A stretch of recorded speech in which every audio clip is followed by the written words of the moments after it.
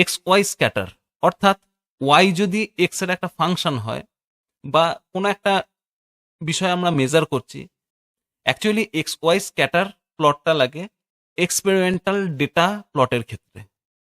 যেমন ধরে নিলাম একটা গ্যাস একটা কন্টেনারে একটা পিস্টনের সাহায্যে আটকানো আছে।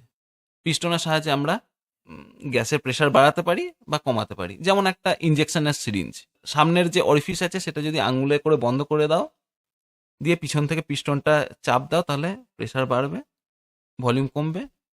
আর যদি চাপটা ছেড়ে দাও, প্রেসার কমবে, ভলিউম বাড়বে।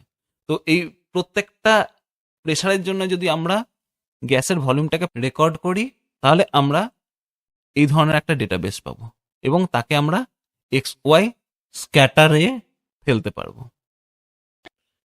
স্ক্যাটারে কি কি ক্যাটাগরি আছে?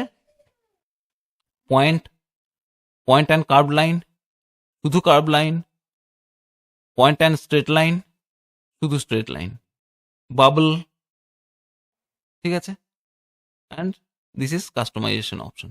তাহলে একটা প্লট দেখিয়ে দিই।